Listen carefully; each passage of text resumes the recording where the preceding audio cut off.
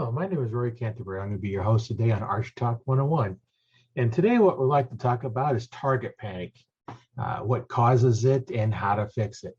There are several different things that goes on with target panic, but let me just explain kind of what's going on with target panic. What that is you're getting ready to shoot, and all of a sudden your mind says, "Don't shoot." So you have that shoot, don't shoot situation going on, and you have a nice little jerk as you're going on. You just kind of flinch. What's caused that is when you're looking at your pin and not your target, and putting your finger on the trigger, and you're trying to time it when the pin moves over the target. You're taking your finger and you're very quickly moving your finger. That's if you're using a caliper type release. So we'll go over that. There's a little bit different things you can do with fingers as well as a handheld release. So we'll start with the caliper type release. So what you're doing is as that pin goes across the target, you see it over the target. Your eyes see it over the target. Your mind says, pull the trigger. So now you start pulling the trigger, and now all of a sudden that pin moves off your target, not where you want it. And the mind says, emergency, abort, I quit, stop shooting. And that's where your target panic's coming in. What it is your mind is trying to tell your body what to do, and it's not doing it fast enough. So either you're going to have a super fast trigger pull, which is still not going to solve your problem, because your mind is still going to say, "Oh, don't shoot." So your pin comes across your target, shoot, moves off your target, don't shoot, and that's where your target panic comes in. You start doing all these little jerking motions. So now, one of the ways to fix it for all forms of target shooting is to look at the target. Don't look at your pins, because you don't care about where the pins are as much as where the target is. Focus on the target and not the pins. So now your pin is going to float over your target. It's going to move. Nobody's going to hold it perfectly still. It's just next to impossible for a human to hold perfectly still while they're doing that. So don't even try. Go ahead and let it float. It's going to move around.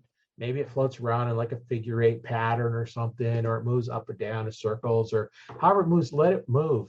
And just try. What you're doing is you're focused on the spot, and the pin will eventually float over that spot you're aiming at.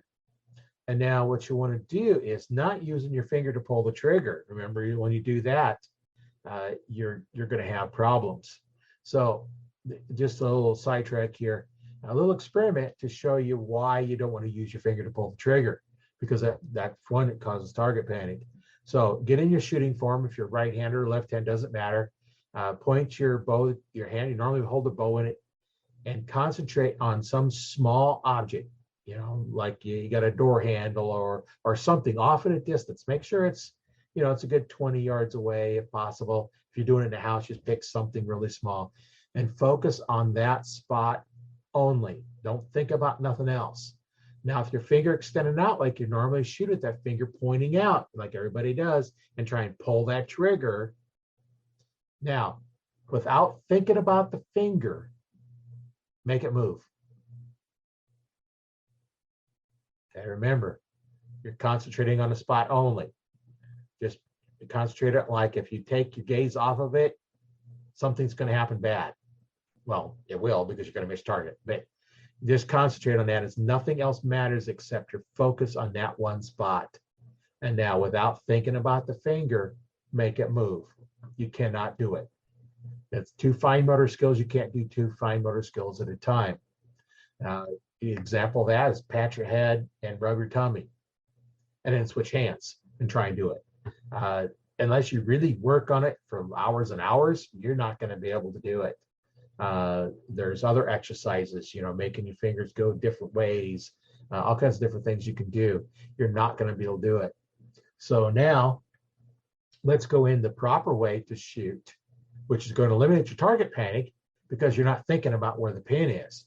You're going to put your pin somewhere over the target. You concentrate on the spot you're going to shoot at, whether it's your X-ring or whatever target it is.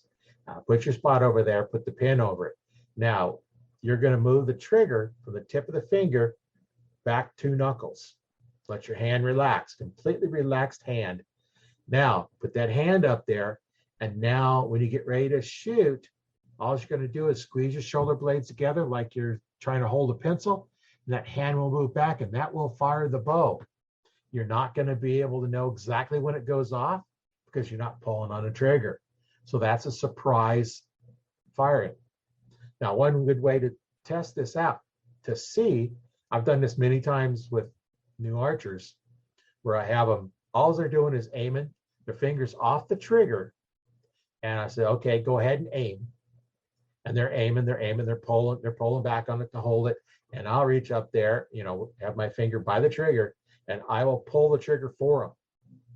That is what a surprise release is supposed to feel like. And now, 9 times out of 10, they hit the spot they're aiming at, because their only one job is to draw the bow back, store energy, and aim. Let your subconscious, your big muscles, do the shooting for you.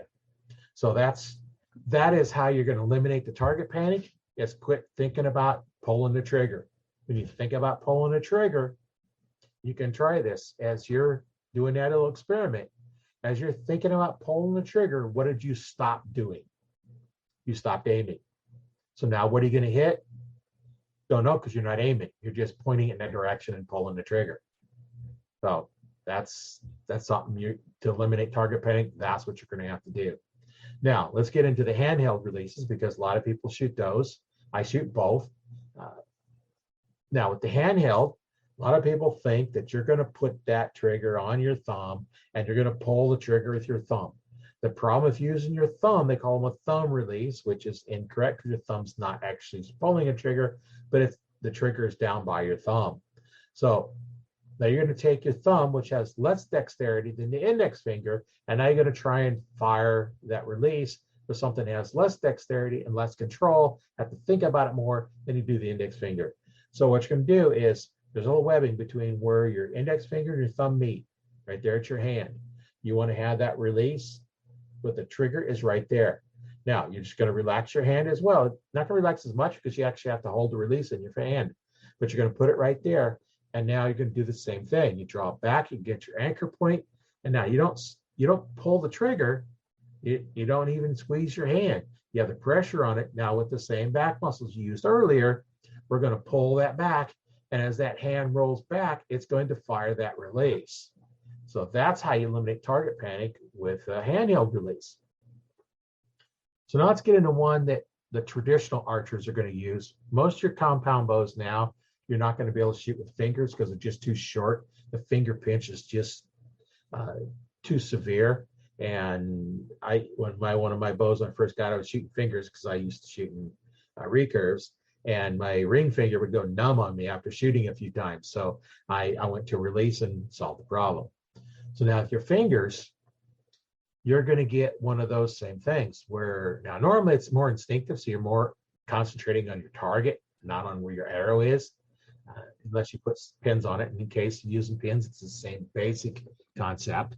So you're going to go through, you're going to aim at your target, you're going to come back with your fingers, you're going to anchor to the corner of your mouth like you normally do, unless you're doing Olympic style. Now you're anchoring down lower. So where you're anchoring doesn't really matter.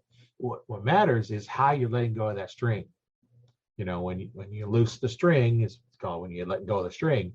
Do you leave your fingers locked in your face, just kind of open them? Do you open them, pull your hand away? All that, you know, your hand's still going to float, and you're looking there, and all of a sudden it comes by you where you think you want to be, and all of a sudden you open your hand. Well, what happens is you move over, you start to open your hand, and then you stop.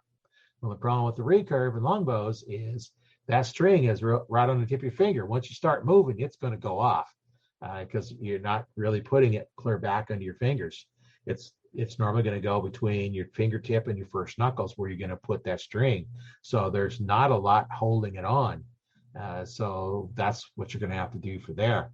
So now how do you solve that shooting fingers? Well, what you're going to do is you draw back. You know, normally you're going to use your back muscles, and that hand's going to come back towards your shoulder. Well, with a recurve, you need to have it come back. You're going to pivot a little bit differently. instead of pivoting around the center of your back and pulling, pushing one forward, and come back, now you're going to roll that around, keep it in contact with your face. Instead of just coming straight back like you would with a caliper type or handheld, you're going to actually go across your face and come back. So that's a little bit different. And as you're doing that, you're pulling back and you're relaxing your hand at the same time. The string should not move back. It should stay there. As you move back and pull that back, now then you're going to come back here to where your hand goes around your face and back to your shoulder, or with the calipers and release, it comes back a little bit further back to your shoulder instead of around your face, just because the way they're a little bit different. So that's kind of things you can do to eliminate target panic. I haven't seen as many traditional archers use it with target panic unless they're shooting like the Olympic style where you have pins, and they're the same thing. You're going to have to look at the target, not the pins, because you cause the same problem. So that's kind of a little bit on target panic and what causes it and how to fix it. If you have any questions, you can always get a hold of me, and I can take a look and see what you're doing. You can get a hold of me in several different ways. One way is to join the Archer Talk 101 Facebook group. I'll leave a link in the description below on how you can get in there, and then you can communicate with me as well as other archery instructors and bow techs to help you solve your problems. So that's one way you can get a hold of me. The other way is I have archertalk101.com. You can go out there and there will be posts to different articles that I've posted on there on how to do different things, as well as any products that I've used or recommend. You'll have links in there to go out and buy those, make it a little easier for you to find them. Then there's also a coaching program. I have a coaching program that has started, both private and group coaching. They're all done live via Zoom calls. So we'll be one-on-one with them. And what I'm offering right now for my listeners is a free 15-minute consultation call. So I'll leave a link in there how to book that call, and what you need to do for that. And then the call will go over, is coaching for you? What can we do? What are your problems that you're having? What can we do to solve it? As well as, does coaching make sense for you? If it doesn't make sense, then it's not worth it. But if it makes sense, you can do that. I've been teaching archery since 1995, taught hundreds of people how to shoot.